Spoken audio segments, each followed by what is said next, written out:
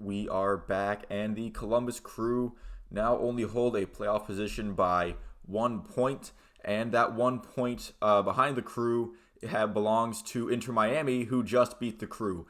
So it's not even like that they're in the mirror anymore, getting closer. They are now in the passing lane, ready to roll the window down to give the Crew the double bird for going 5 under on the highway, is what's going on right now with the Crew and Inter Miami. They played a game last night that featured another weather delay for the Crew. I believe that is the fourth game that the Crew have played that has been affected by a weather delay. And they looked like there might be another postponement. The Crew already have one game postponed, but they ended up playing it anyway, and the game ended around 12:30 a.m. I was going to make a video on it last night, but it went too late. Whatever. So let's just get right into it. We're going to do more good and bad breakdowns. Do you do the good news, the bad news first? I'm always somebody who says get the obvious out of the way first. And when the Crew lose, and like I said, they're now only 1 point, hang on to a playoff position by 1 point, then it's obviously bad. So bad, starting from the beginning, Luis Diaz was unavailable due to getting a very soft red card in the second half of the Montreal game. Pedro Santos was questionable heading into this game. He would end up being a substitution late.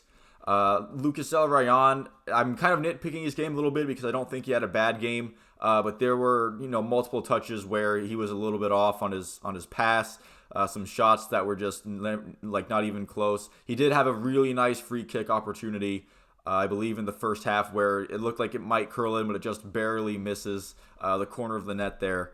What's also bad is that you lose 2-1 and you had a lot of very, very close opportunities like that Zelarayan free kick. Two of their shots hit the post. There was a last-minute shot that looked like it was headed for the goal to tie it at the very end, but Drake Colander, I believe, who is Miami's goalkeeper, with a very good save. I wrote it down as like a miracle save, but a miracle save implies that there was some kind of like luck and he's just flailing. The goalie just tracked the ball all the way and was able to get his hand on it to get it over the net.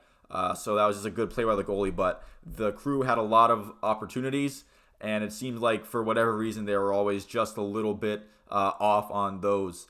Higuain had 2 goals in the game, for the 2 for Inter Miami, and both of them on a little bit of undisciplined play.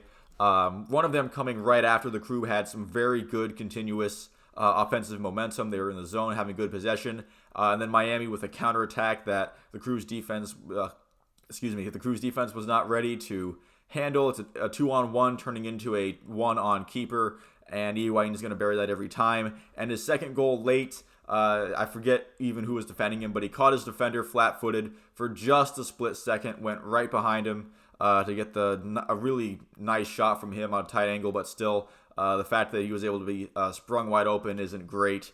And another late goal to resulting in losing points is never good. This has happened again and again and again where the Crew have a favorable result, whether it's a win.